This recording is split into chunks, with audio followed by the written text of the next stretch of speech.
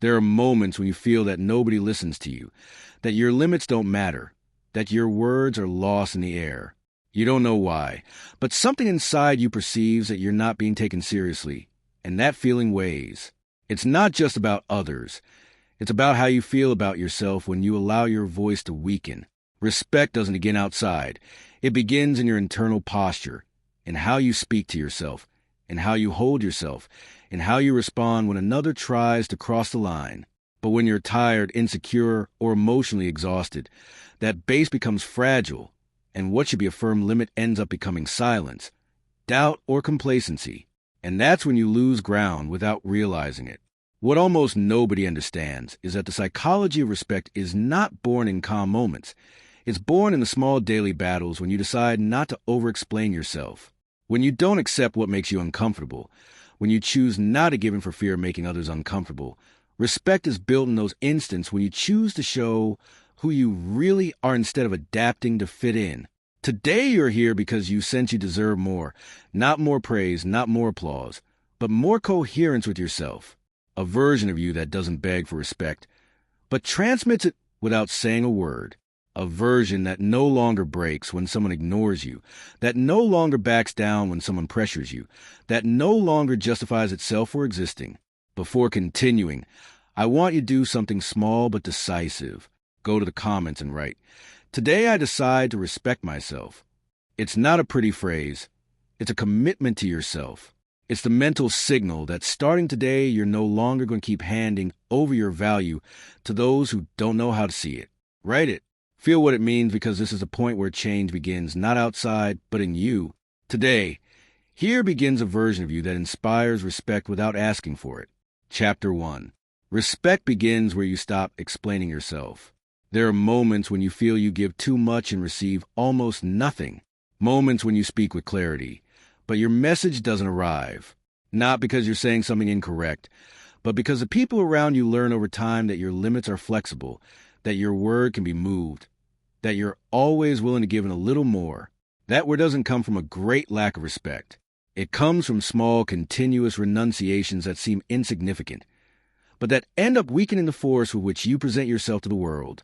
If you want to make yourself respected without asking for it, you must understand something essential. People don't react to your words. They react to your consistency, not to your speeches, but to your behaviors. Respect is born when your actions transmit stability and emotional clarity. That's why, before trying to get others to respect you, you need to learn to hold yourself with firmness. One of the fundamental pillars is to stop over-explaining yourself. When you justify your decisions, your no, or your limits with long explanations, you're sending a message of doubt, and doubt is a crack through which authority is lost. A secure person doesn't decorate their decision. They communicate it and hold it. Moving from "I can't. It's just that I have a lot to do" to simply "I can't" creates an immediate, energetic change. Brevity transmits security, and security inspires respect. The second component is immediate correction. Lack of respect grows when it's allowed, and you don't need to confront with aggression. It's enough to correct with calm and precision when someone crosses your limit. A phrase like, "That doesn't work with me," said with intention, without sarcasm and without explanations, is more powerful than any impulsive reaction. Calm firmness has a profound psychological impact because it demonstrates that you don't react from emotion, but from clarity. Another key element is your physical presence. The posture you adopt communicates more than your words. A person who inspires respect doesn't run, doesn't get agitated, doesn't avoid eye contact, maintains relaxed shoulders, straight back, deep breathing, and a slow rhythm when moving. That bodily stability sends a silent message that says, "I am in control." The human mind respects what it perceives as internal control. If you want to reinforce your presence, practice something simple. When entering a space, decrease your speed. Don't speak fast. Don't gesticulate too much. Don't fill the silences. The pause generates authority. A 2-second silence before responding creates an immediate psychological effect.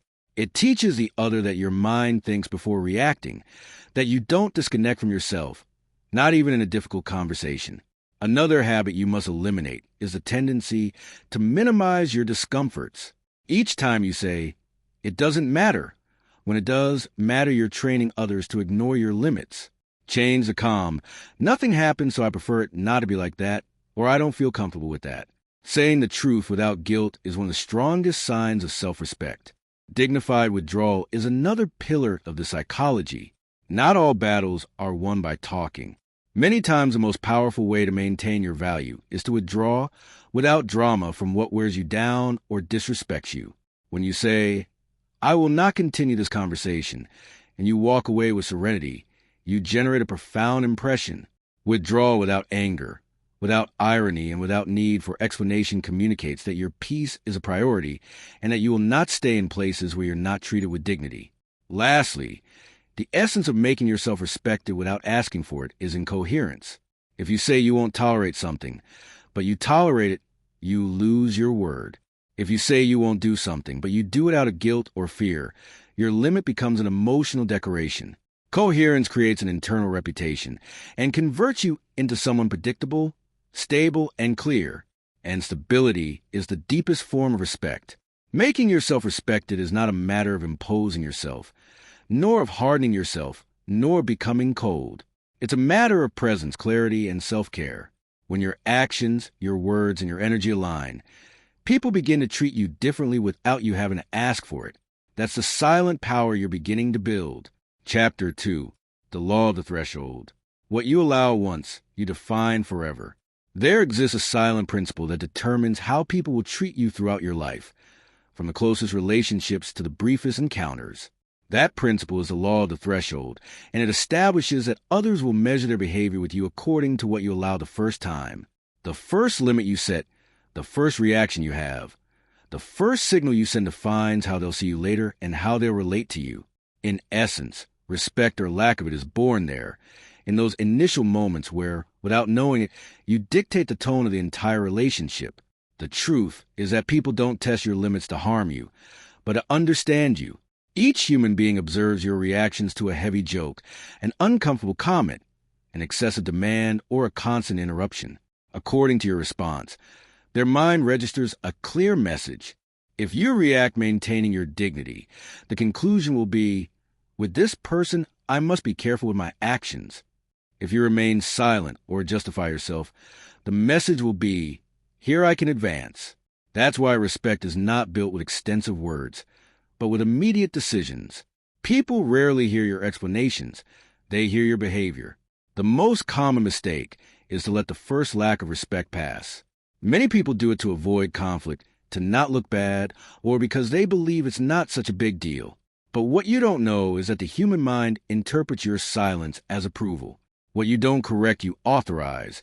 What you minimize, you normalize, and what you normalize will repeat.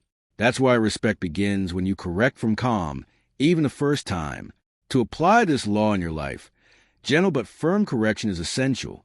You can say, that type of comment doesn't work with me, or I prefer you don't use that tone. When you say these phrases without tension and without justifying yourself, your message is clear. The strength is in the calm, not in the intensity. Your objective is not confront, but to mark a limit. That calm firmness has a profound psychological effect because it demonstrates that your value is not in discussion. Coherence is another pillar of the law of the threshold. If one time you correct and the next you stay silent, you send a confusing message. Incoherence makes others not know what to expect from you. But if you maintain the same posture constantly, people understand it's not an emotional reaction, but a standard, and standards generate respect naturally. Avoid justifying your limits. When you say, don't talk like that, it's just that I'm tired. Or, I don't like that, but maybe I'm exaggerating. You're weakening your position. Your limits are valid by themselves. They don't need additional explanations. The clear phrase is enough. Not like this. You must also learn to identify hidden respect tests. Many of the disrespects are not obvious. Some are subtle, interrupting you, ignoring your decisions, mocking something important to you, or asking for favors they wouldn't be capable of returning. Each of these situations is a silent test. Marking them from the beginning strengthens your presence. Each time you stay firm, you teach the other how they should treat you. Your power increases when you control your emotional rhythm. You don't need to enter the intensity of the other person. You don't need to raise your voice when someone raises theirs. Maintaining your calm sends a clear psychological message. I control my frequency, not you. When you master your rhythm, the other person adapts to you, not you to them. This inversion of control is one of the most solid bases of natural respect. Also remember that distance is a limit. You don't always need to correct verbally. There are behaviors that deserve distance, not conversation. When someone acts disrespectfully, withdrawing with calm sends a more powerful message than any argument. By walking away, you make it clear that your presence is not available for those who don't value you. Respect manifests most clearly when you're capable of protecting your tone, your limits, and your energy. The first emotional impression you generate defines how they'll treat you later. If you maintain calm, clarity, and firmness, others adjust their behavior without you having to demand it. The law of the threshold works in silence. It doesn't need explanations. It doesn't need discussions, and it doesn't need demonstrations of force. It only needs you to hold your standard from the first moment. When you do this, respect appears naturally without asking for it, without begging for it, and without forcing it, simply because your behavior makes it clear that with you things have an order. That's the essence of this law. Respect is born where you decide to mark your value from the beginning. Chapter 3. The art of firm silence when you're quiet, but you impose. There exists a silent force that doesn't need to raise its voice or enter into confrontations to make itself felt. It's a type of authority that's born from silence, but not from just any silence, but from firm silence. That silence that doesn't flee, that doesn't avoid, that doesn't hide, but that stays stable even when the situation tries to take you out of your center. When you learn to use this type of silence, you discover you can impose respect without pronouncing a single word. In human psychology, silence has a powerful effect. Most people become uncomfortable when the other doesn't respond right away. They talk too much. They justify themselves. They contradict themselves or reveal more information than necessary. Who seeks approval usually answers quickly. Who fears conflict fills the spaces, so there's no tension. But who respects themselves doesn't do any of that. Who has internal presence takes their time before responding.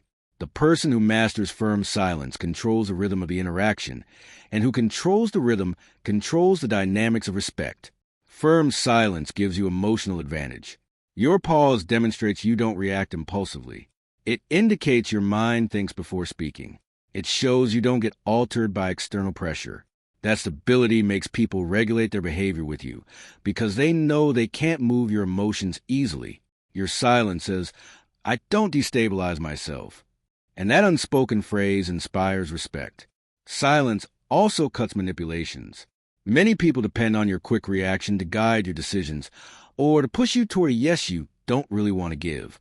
If they provoke you and you respond immediately, they've already taken your measure. But if you keep silent, breathe, and maintain your posture, you break any intention of manipulation. 3 seconds of calm can completely disarm another person's emotional strategy. Additionally, silence increases the weight of your words. A phrase said immediately is lost. A phrase said after a pause becomes a declaration. If someone speaks to you with lack of respect and you keep silent before responding, the other person feels the attention.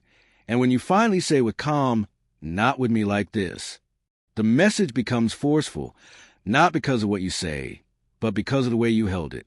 Firm silence allows you to think before deciding. Many people regret what they said because they acted from the first emotion, which is almost always impulsive. If you make a pause, you give yourself time to feel the second emotion, the one that does reflect what really bothered you. That pause avoids explosions, useless discussions, and errors that later cost dearly. The person who takes a moment before speaking demonstrates they're in control of themselves. Firm silence is not coldness or indifference. Indifference seeks to hurt. Firm silence seeks clarity. It's not about ignoring the other, but about maintaining your stability. You're not punishing. You're showing that your mind doesn't sell itself for provocation. That difference is essential. Firm silence is a tool of self-control, not a mechanism to mistreat or manipulate. Silence also makes lack of respect visible. When you stay quiet before an offensive comment, not to accept it, but to mark the pause, you force the other person to hear their own tone. That effect provokes reflection. Most correct themselves upon hearing the echo of their behavior in a silence that doesn't evade, but observes. The practice of firm silence redefines your presence. You speak less, but say more. You move slower, but with more intention. You begin to feel your own internal space, and people perceive it. You don't need to demonstrate force. You project it effortlessly. Calm becomes your form of authority. To apply this principle, it's enough to incorporate a simple detail. Before responding, breathe 2 seconds. It doesn't matter who speaks to you or in what tone they do it. Those 2 seconds return you to your center and send a powerful message. I choose how I enter this conversation. When you master the art of firm silence, you discover a power few people have. The power of being respected without asking for it. Who observes you understands that with you they must take care of their words, that they can't easily take you to the limit, that you're not accessible to the emotional chaos of others. Your silence becomes an invisible wall that protects your value. That's how you impose respect, by being quiet. Not because you're afraid to speak, but because you already learned that true authority doesn't always need sound. Sometimes a pause is enough to remind the world that with you things have an order. Chapter 4. Internal Presence. Respect is born from what you don't say. There are people whose presence is felt even before they speak. They don't need to raise their voice. They don't need to impose themselves, and they don't need to demonstrate anything. They simply enter a place, and their energy transmits firmness. People adjust their tone, measure their words, and take care of their behavior. That reaction doesn't occur by chance. It occurs because those people possess something most never develop: a solid internal presence. That presence is born from what you don't say, from what you don't show, and from what you don't effort to appear. It's the most silent and profound form of respect. Internal presence is the reflection of your personal value. It's not acting, it's not pose or forced attitude. It's the sum of what you believe about yourself, of what you allow, and of what you transmit with each gesture, even without speaking. The problem is that many people try to generate respect from the outside, trying to appear secure, speaking loudly or imitating behaviors that don't belong to them. But authentic respect is never built from appearance. It's built from internal conviction. What you feel about yourself ends up filtering into your posture, your gaze, and your behavior. The truth is your body betrays your self-perception. If you believe you're not enough, your posture shrinks. If you feel you must please, your voice softens more than necessary. If you think you need to demonstrate your value, you react with intensity to fill the void. But when your internal belief is my value doesn't depend on anything external, that idea is reflected in a more stable body and in a calmer mind. Your shoulders relax.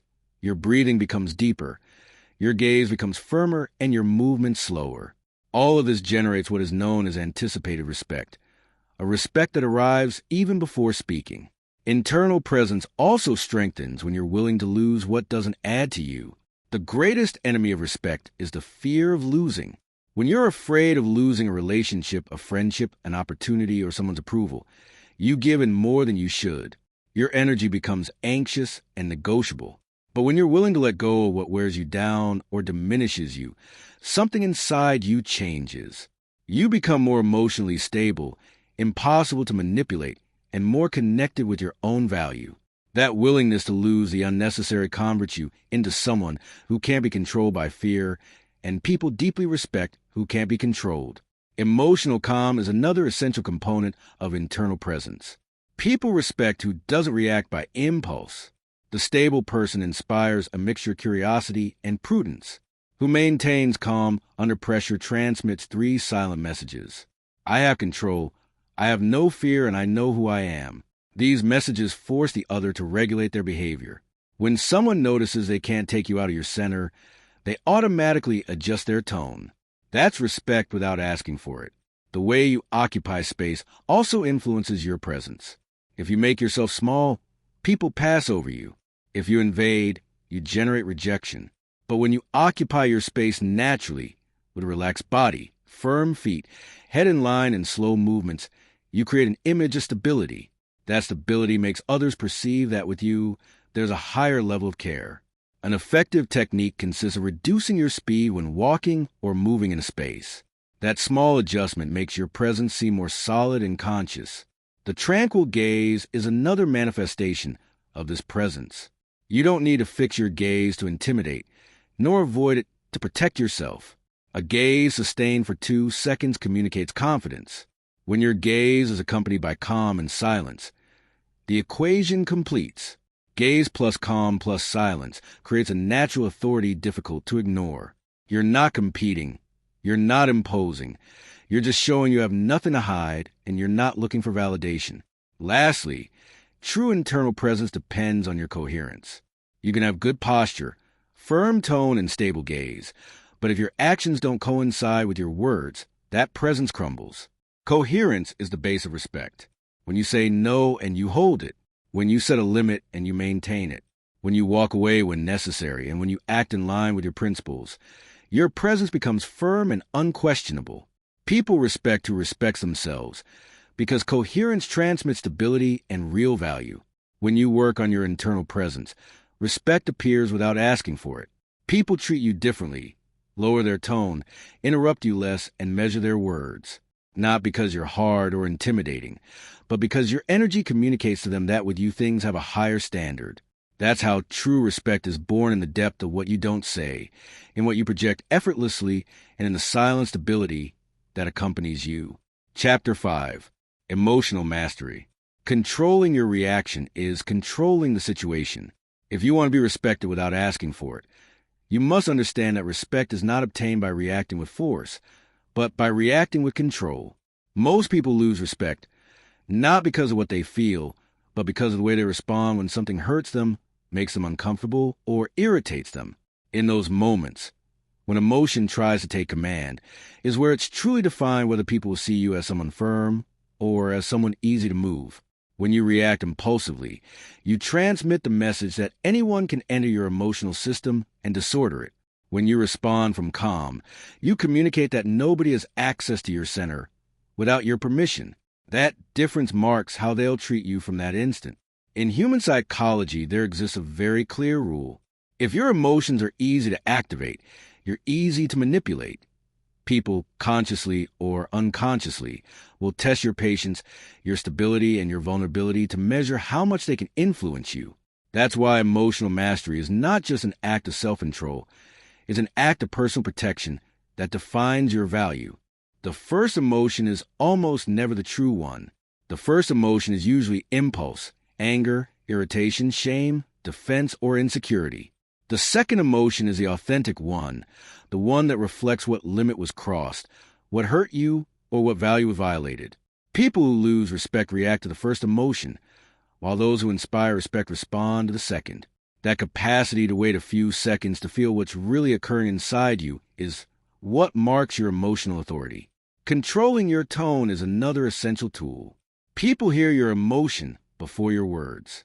It doesn't matter how correct your message is. If you say it with a reactive, nervous, or altered tone, the other person will perceive insecurity. Respect is not built from rage, but from serenity. You can say, "Don't talk to me like that," with calm, and the impact will be greater than a shout. Calm generates an immediate psychological effect. It forces the other to lower their intensity and adjust their behavior. Never explain your emotions while you're emotional. Explaining what you feel in a moment of alteration weakens your position. Waiting for the emotion to lower strengthens your authority. Instead of justify yourself with phrases like, "Sorry if I got upset, it's just that I had a bad day," it's better to say, "When you're ready to speak with respect, we'll continue," and withdraw. That withdrawal is not flight. It's emotional leadership. You determine what conversations deserve your energy and which don't. Your emotional rhythm also influences the dynamics of respect. Many people make the mistake of synchronizing their energy with the others. If someone gets altered, they get altered. If someone accelerates, they accelerate. If someone raises their voice, they raise their voice. With that, they lose authority. The person who inspires respect maintains their own emotional rhythm. They don't accelerate. They don't get infected by others' anxiety. They don't enter the other's game. When you maintain your rhythm, you send a powerful message. I control my emotional frequency. That control inverts the dynamic. The other person is obliged to adapt to you, not you to them. There exists a powerful technique called emotional cut. It's about interrupting an interaction when you notice respect has disappeared. It's enough to say, I will not continue this conversation in this state, and keep silent or withdraw. This gesture has three immediate effects. It protects your dignity, forces the other to change their tone, and positions you as the person who directs the situation. The person who decides when to continue talking and when not is the person who has controlled the relationship.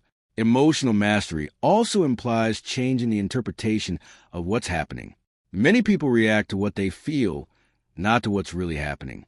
When someone speaks badly to you, an insecure person thinks, they attacked me, while a secure person thinks, they're altered, it's not personal. That difference in interpretation changes your experience. When you interpret from clarity and not from a wound, nothing and nobody can manipulate you.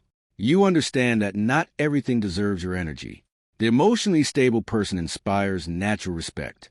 Their calm says, you can't break me. Their posture says, you can't take me out of my center. Their behavior says, you don't have access to my balance. It's not hardness. It's not coldness. It's self-mastery. That mastery forces others to behave better around you because they understand that with you pressure, manipulation, or gratuitous conflict doesn't work. Respect is born from that type of stability, from that tranquility that's not negotiated. When you master your reactions, you control the situation.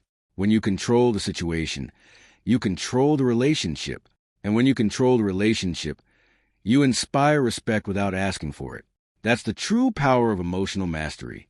A calm so deep it forces the world to treat you with more care. That silent calm becomes your best defense, your signal of value, and your source of natural authority. Chapter 6. The invisible language of the body. What your posture says before you do. Respect doesn't begin when you speak, but when you enter a place. Even before pronouncing a word, your body is already communicating who you are, what you allow, and what energy you carry with you. Long before you open your mouth, people already form an impression about you based on what your posture says without you realizing it. The body is a silent language that betrays your security, your personal value, and your willingness to hold your limits. And if you want to be respected without asking for it, you need to learn to master this invisible language. The body doesn't know how to lie. You can try to sound secure, but if your posture is weak, people won't believe you. You can say you're fine, but if your shoulders fall, your voice won't accompany you. You can try to seem calm, but if your breathing is short and fast, you'll transmit tension. Every insecurity you feel inside ends up filtering into your micro-gestures, in the way you walk, in how you sit, in how you look, and in how you move.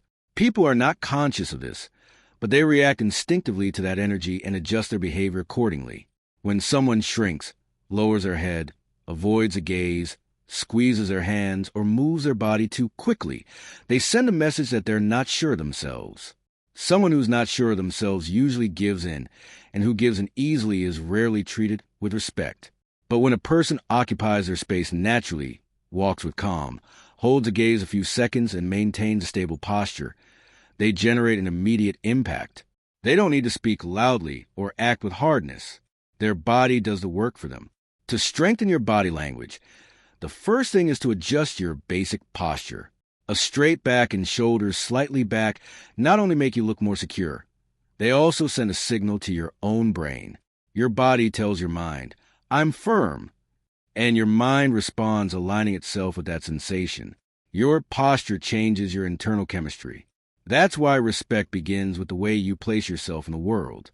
If you walk like someone who minimizes themselves, people will minimize you. If you walk like someone who's present, people will take care of their tone with you.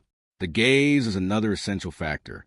Avoiding the gaze transmits insecurity, but holding it aggressively transmits hostility.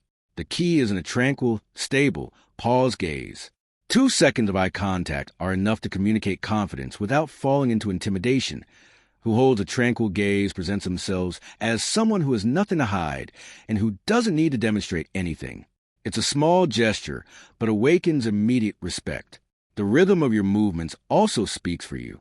Anxious people move fast, change posture constantly, or use too many gestures. But stable people move slowly, with intention, with pauses. Slightly reducing the speed of your movements creates a sensation control that others perceive even though they can't explain it. When you move with calm, you project that your mind is equally calm, and calm always inspires respect. Your breathing is one of the most powerful signals of your internal stability. A short breath indicates tension. A deep and slow breath transmits control. When you regulate your breathing, you regulate your emotions.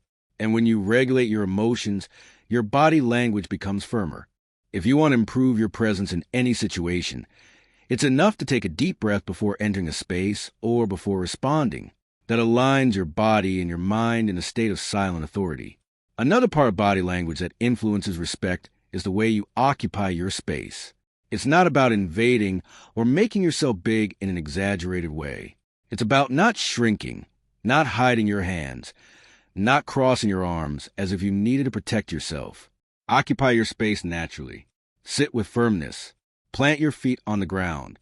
Let your hands rest in a relaxed way.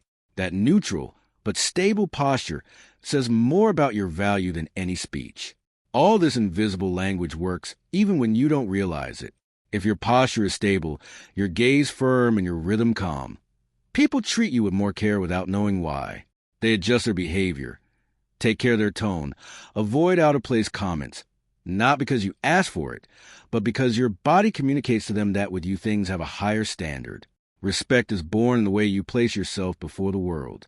Your body is a message before your words. If you want to be respected without asking for it, you first need your body to speak with security, calm, and coherence. When your posture coincides with your internal presence, your value becomes evident. You won't have to explain it. You won't have to demonstrate it. It will simply occur. People will feel that with you, they must behave better, and they'll do it without you having to say it. That's the force of the invisible language of the body, the force that accompanies you even in silence. Chapter 7. The Power of No. How a clear limit redefines your value. There's a word that can completely change the way others treat you. A short, direct, and simple word, but that many fear to use. The word no. It's not just a negation. It's a declaration of personal value. It's the clearest and most powerful way to mark a limit without need for explanations. However, for fear of disappointing, to avoid conflict, or by habit, many say yes, even when they want to say no. And each time they do it, their value reduces a little more in the eyes of others. Saying no doesn't convert you into a bad person. Saying no doesn't mean lack of empathy. Saying no is not selfishness. Saying no is self-care. The strength of no is in the clarity it transmits. When you say no firmly but calmly, you send a silent message. My time matters. My energy matters, and I also matter. People respect who knows how to put themselves first without feeling guilty for doing it. The problem is many grew up learning that saying no is creating conflict. That's why they feel the need to justify it with long explanations. But each time you justify your no, you weaken it. When you say, I can't, it's just that I have many things, and besides, I'm tired. You're opening the door to negotiation. When you say simply I can't or I won't do it, the door closes immediately because your limit presents itself without cracks. Brevity strengthens your position. Security transmits respect. When you start to say no with clarity, an interesting psychological phenomenon occurs. People who value you adapt and start to treat you better. People who didn't respect you become uncomfortable because they were accustomed to the version of you that always said yes. That small discomfort is not something negative. It's a signal that your identity is changing. Your no acts as a filter that lets in only what suits you and keeps away what wears you down. No also protects your emotional energy. Each time you say yes when you wanted to say no, you betray yourself, you wear yourself down, you fill yourself with silent resentment. That accumulated energy affects your posture, your presence, and the way others perceive you. Instead, when you say no from the beginning, you stay aligned with yourself. That alignment is reflected in your body language, in your tone, and in your emotional stability. People respect who lives in coherence. No becomes a pillar of your identity when you hold it with constancy. It's no use to say no once if you then give in at the minimum push. That incoherence reduces your internal authority. Instead, when you maintain your no with calm, people learn that with you there's no playing, that your limits are real, and that your word has weight. That consistency is the base of natural respect. there's an important detail. A no doesn't need strong emotions. It shouldn't be aggressive or defensive. The strength of your no is in serenity. You can say, I won't go, I won't participate, I don't want that, with a tranquil voice, and the message will be even clearer. Calm in your no communicates you're not reacting, but deciding, and firm decisions awaken more respect than any confrontation. No also redefines your internal positioning. It teaches you that your time is not freely accessible, that your energy is not unlimited, and that your well-being is not in the background. Each no you say builds a layer of self-esteem. Each no reaffirms your value. Each no strengthens your identity. And that internal strengthening translates into a more secure, more stable, and more coherent presence. When you learn to use the word no without guilt, people begin to see you differently. Your time is valued more. Your words are heard with more attention, and your limits are respected more easily. Not because others have changed, but because you changed. Your no becomes a silent declaration of dignity. You no longer live to fulfill expectations. You live to honor your own well-being. Saying no is an act of power, a power that's not imposed, but held, a power that doesn't need shouts or explanations, a power that's born from internal clarity. When you know how to say no without fear, without guilt, and without exaggerations, people feel it. And precisely at that point, they begin to treat you like the person you really are, someone who respects themselves and therefore inspires respect without asking for it. Chapter 8. Emotional Distance.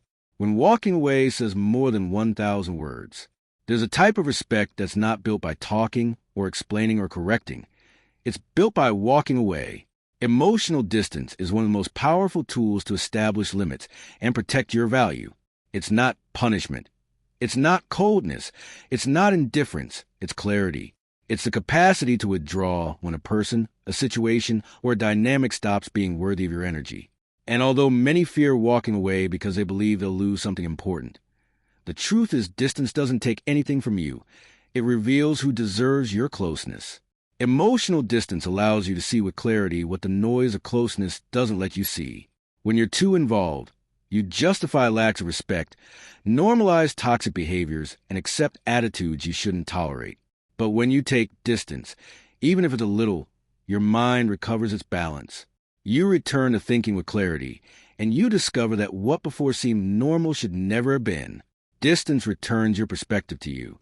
Walking away also redefines the relationship you have with yourself. Each time you choose to withdraw from a place where they don't value you, your self-esteem rises. You're telling your mind, my peace is more important than this situation. And that message changes your identity.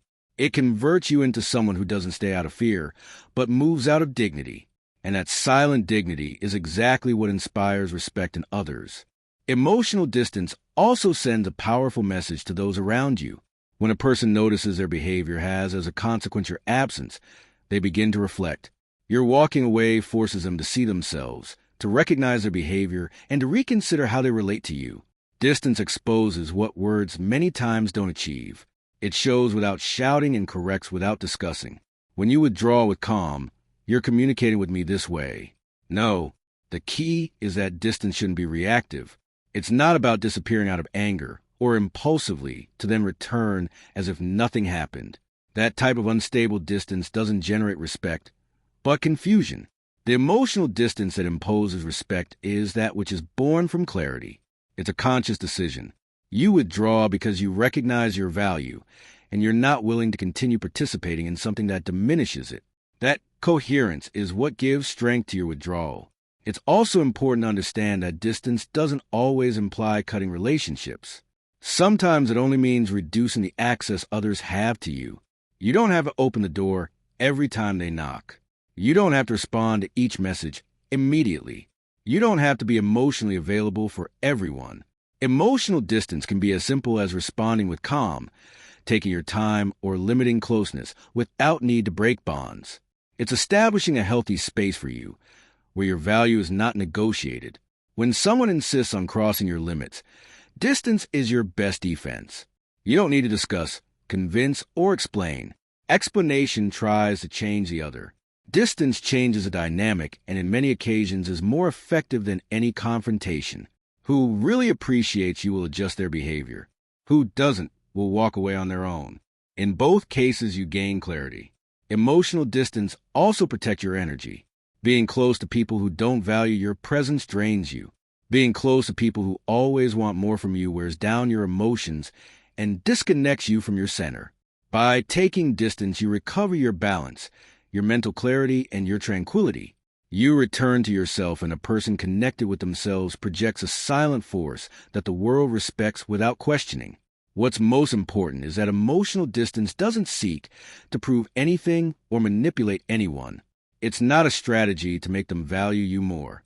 It's a silent declaration of your personal standard. It's the external manifestation of your self-respect. And precisely because it's born from an authentic place, it works. People feel when you're taking care of yourself and adjust their behavior out of respect, not out of fear. When you learn to use emotional distance as a tool and not as punishment, your life changes. You become more selective, more stable, and more conscious of what you deserve. Your peace begins to be your priority and not a secondary option.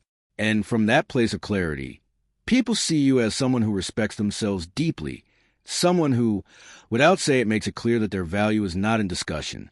Walking away doesn't make you cold. It makes you clear. It makes you firm.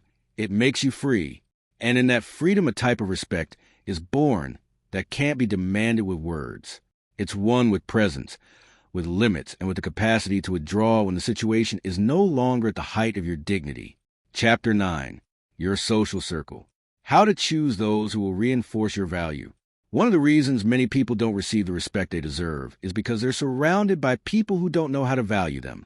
Not because they're bad people, but because they simply aren't at the height of the level of consciousness, emotional responsibility, or maturity you're developing. The environment you move in profoundly influences the way you see yourself, your decisions, and above all, the way you allow others to treat you. Your social circle can elevate your value, or it can wear it down slowly, without you realizing it. Respect is not sustained only from your interior. It's also nurtured by the environment where you develop. You can work on your posture, your emotional mastery, and your internal presence.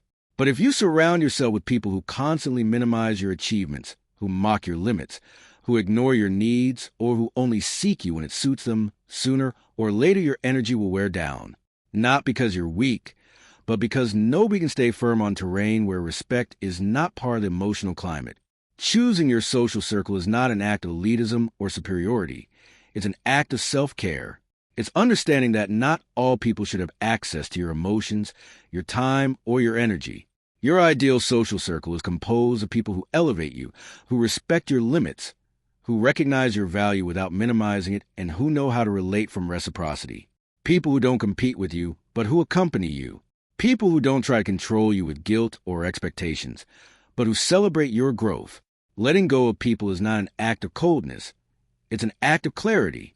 Many relationships last years, not because they're healthy, but because people are afraid of distance, of change, or solitude. But solitude doesn't hurt as much as the wrong company. The wrong company drains you, limits you, and makes you doubt yourself. It accustoms you to receiving less than you deserve. The true loss is not in walking away, but in staying where your value is not seen. When your circle is composed of people who respect you, your identity strengthens naturally. You don't need to justify yourself. You don't need to demonstrate anything. And you don't need to hide your emotions. The emotional security you feel makes you position yourself in the world with more firmness, with more clarity, and with more confidence. And that impact is reflected in all your relationships, family, work, romantic, and personal. On the contrary, when you're surrounded by people who don't value your presence, you adopt behaviors that distance you from your essence. You start to over-explain yourself, to justify your decisions, to minimize your needs, or to adapt your personality to avoid conflict. This doesn't happen because you lack strength, but because the environment you're in forces you to survive emotionally instead of living with authenticity. When you live from survival, you lose internal authority. A healthy social circle is composed of people who know their own value, and therefore can recognize yours. People who don't respect themselves will hardly know how to respect you. Not because they don't want to, but because they can't get what they don't have.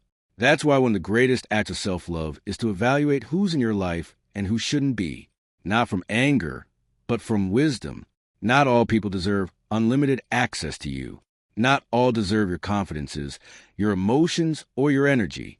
Making it clear who enters your circle and who doesn't is not an act of rejection, but an act of conscious election. It's saying, my peace is valuable and won't be available to just anyone.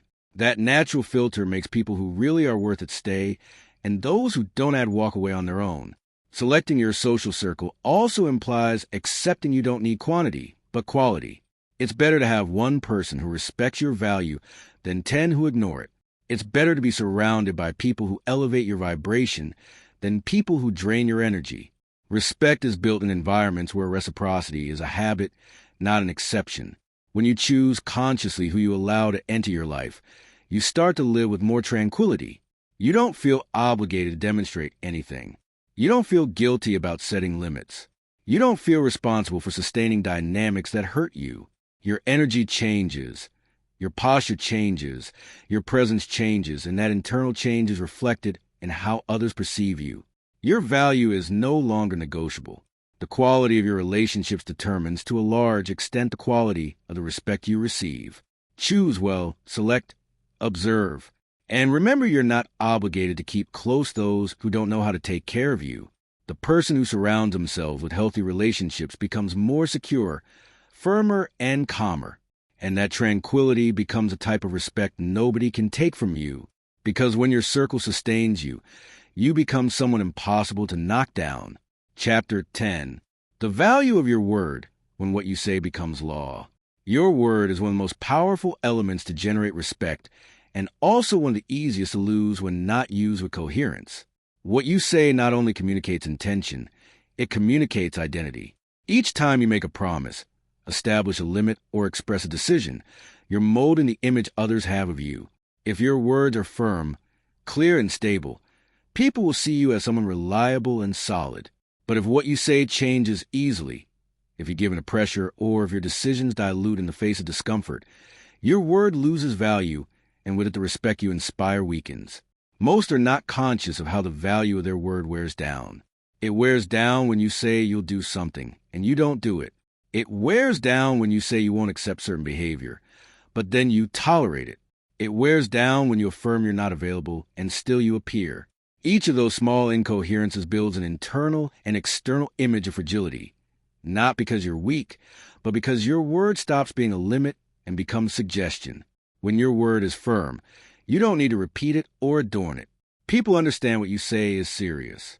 The respect you inspire doesn't come from the tone you use, but from a consistency between what you express and what you do. Coherence creates reputation. Each decision you hold teaches the world your word is worth something. And when your word is worth something, you're worth more in the eyes of others. Coherence with your word also molds the relationship you have with yourself. When you tell yourself you're going to change something, that you're going to take care of yourself more, that you won't accept less than you deserve, and then you comply, your self-confidence grows. You feel you can trust yourself, but when you betray yourself, even in small things, your mind registers at break. It starts to treat you like someone unreliable, even internally. That's why holding what you say is not just an act for others. It's an act of personal strengthening. Saying less also strengthens the power of your word. People who talk too much usually lose emotional authority because among so many promises, warnings, or announced decisions, the message loses force. Brevity communicates clarity. When you speak what's necessary and your words are consistent, people pay more attention. The silence between word and word has as much value as what you say. A brief but firm message can generate more impact than a long speech full of explanations. Respect is also built when you learn to say what you need without fear. Expressing your limits, your desires, and your discomforts in a calm way shows security. You don't need to confront to be clear.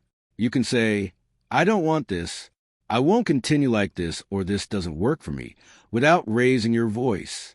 Clarity doesn't require intensity, only conviction. Who speaks from conviction inspires respect without effort. On the other hand, maintaining your word implies learning to say no, even to yourself. There are moments when you must hold your decisions, even though they make you uncomfortable. You must maintain your limits, even if the other person tries to manipulate you with guilt, anger, emotional oppression. You must be coherent, even when it's easier to return to the known. That internal discipline converts your word into an indisputable force. People respect who respects themselves. If your word is firm with you, it will be firm for others. If you yourself don't take yourself seriously, nobody else will. The value of your word is a reflection of your self-esteem, of your internal clarity, and of your emotional strength. Each time you hold what you say, no matter how small it seems, you strengthen your identity. When your word becomes internal, external, and emotional law, something powerful occurs. You no longer need to demand respect. People feel it, perceive in your coherence, in your tone, in your behavior, and in your silence. They know that with you manipulation, pressure, or lack of respect doesn't work. They perceive that what you say has weight, and that if something doesn't suit you, you won't do it. And that certainty forces them to behave with more care, not out of fear, but out of recognition. Your word is your invisible signature. It's the mark you leave in each interaction. When you honor it, you become someone whose presence has authority, even without raising your voice. And that's the type of respect most difficult to break, because it doesn't come from force, but from coherence. What you say becomes law when you yourself believe in it. Hold it and live it. And when your word is law, your value also is. Chapter 11, Stability, the silent foundation of lasting respect. Respect is not built from one day to the next, nor is it born from a single gesture or a single conversation. True respect is held over time, and its deepest base is stability. Not economic stability, not external stability, nor the image you project, but emotional stability, mental and behavioral. That stability that makes people know what to expect from you, that they understand you don't break easily, and that they perceive you have a solid center to which you always return no matter what happens around. Stability is a silent force.